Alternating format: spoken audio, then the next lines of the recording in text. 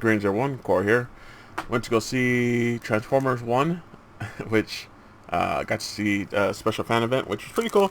We got a keychain of Bumblebee, which on the back has Transformers 1. We also got a poster of Alita 1, who is voiced by Scarlett Johansson in the movie, which is awesome. She's pretty much badass. They had all four, or at least they had three. I didn't see Megatron on one.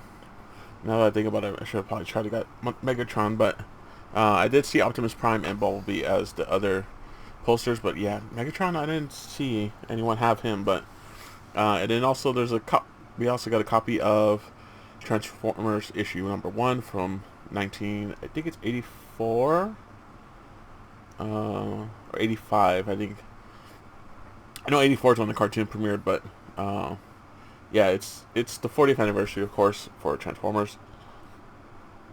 But it's pretty cool. I do like that it actually looks just like the original, as far as the paper and everything that's in it. It actually has the same texture as like the older comics, where the newer ones are more glossy and stuff. So yeah, not doing too crazy. And of course, I have my Optimus Prime. More than meets the eye. Autobots, roll out! Which I did not take to the show, so I wasn't that much of a nerd because I went after work, so would have been a little awkward. But saw it in Dolby, which man, I just love seeing movies in Dolby Cinema. It's the best to see them in that. Really vibrant, lots of colors. There's a lot of action in this movie too, and it's pretty much the it's pretty much the original. Well, it's the story of how Optimus became Optimus, Megatron became Megatron, how like the whole conflict and everything on Cybertron started. So it's all Cybertronians, it's all robots, it's no humans at all. It's the main story lore, so it's that's why it's called Transformers 1, because it's starting from square one. So it's pretty cool. I do like the dynamic, the friendship that Orion Pax, which is Optimus Prime before he was Prime, and oh dang it, what was it, 121,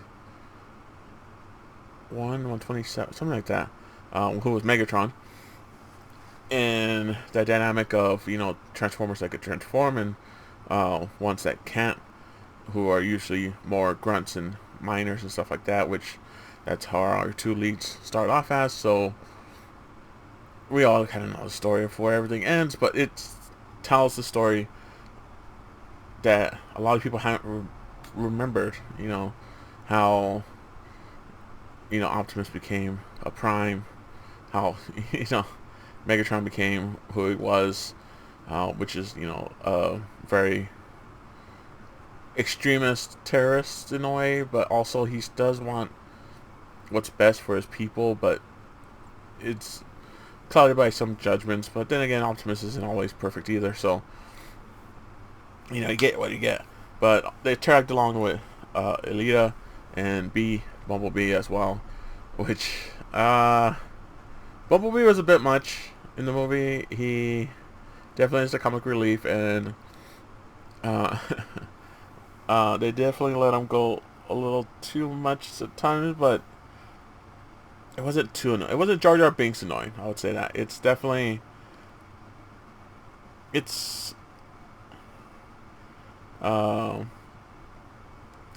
could deal with him. Alita is just like this badass, pretty much. Literally says, "I'm better at everything." So she's pretty fun. Of course, Scarlett Johansson's always fun in a lot of her roles. Music was actually pretty interesting. That of course, Orion Pax is Chris Hemsworth, which it's weird hearing. It's always weird hearing someone else voice Optimus Prime besides Peter Cullen, who is the original, and it's cool to see how Megatron and Optimus kind of evolve into their characters and how their presence changed, their voices change, how their demeanor and everything changes for to make who they are end out to be. But yeah, it's pretty interesting because like I said, the music I was getting into, there's not really any. I'm trying to think. I don't think there was any.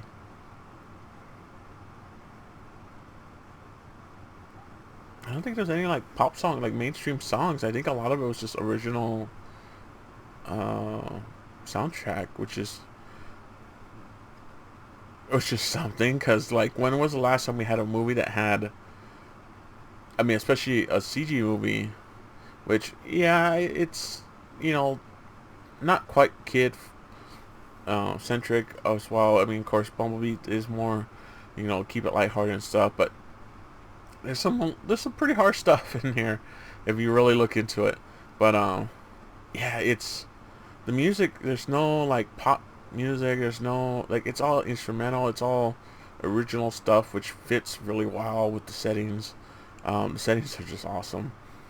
Seated in, of course, Dolby just makes it look even more nicer.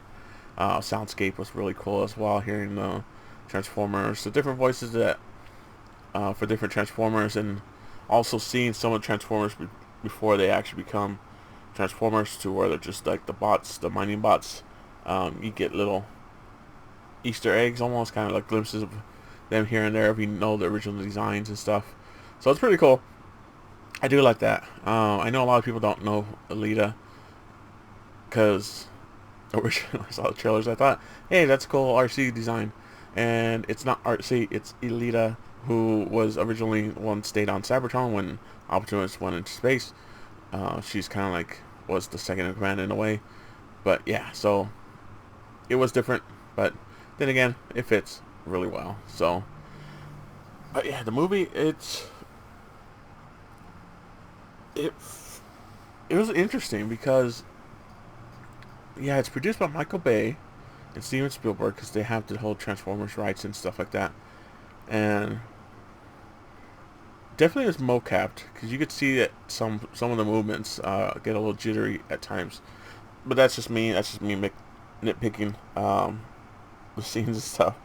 So, but I don't think many people really notice them or catch them. But yeah, the animations that they put on them, it's interesting what they did with how they shot it, because we're used to a lot of action, CG, young adult kid stuff being very quick cuts, fast paced, which it does have those moments, but there's actually a lot of moments where it's just the camera's tracking them.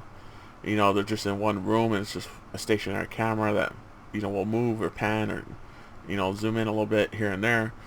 The shots are definitely like holding longer than like the typical like 3 to 5 seconds that a lot of movies tend to do. So it's kind of different in that.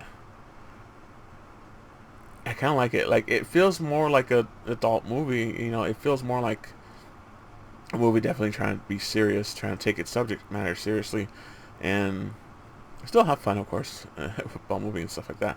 But and of course, Optimus Orion-Pax is being very optimistic in his demeanor. So there's that too, which I gotta say, man, some of the designs of the characters and the Transformers and stuff, they fit really well, and they're pretty cool. I do like them. I do like what they did design-wise to make them fit into this like Cybertron world. Hey, man, and there's a mid-credits scene, which is a fun one, and then there's a very end credit scene, which the credits actually aren't that long, so it's not that long of wait to get to, which is actually pretty nice too, because it's not just a stereotypical black screen with white scrolling text. It's actually a little designed, so it's kind of nice to look at while you're waiting. But yeah, like that's what I noticed. The soundtrack, there was like no mainstream song or anything used. It was all original soundtrack. But yeah, very end credits, of course, leads into hopefully more movies, which I actually hope they do. I think it'll be pretty fun if they start you know, expanding on this universe, hopefully. But we'll see. We never know. Next week I probably gonna see the Wild Robot, which is who's that? DreamWorks, right? Yeah, that's DreamWorks. Their new animated movie, which looks interesting. I could see it being kind of corny, but I could also see it being pretty deep too. So we'll see what happens there. Not gonna. There's a Joker showing too that's earlier than normal in the week.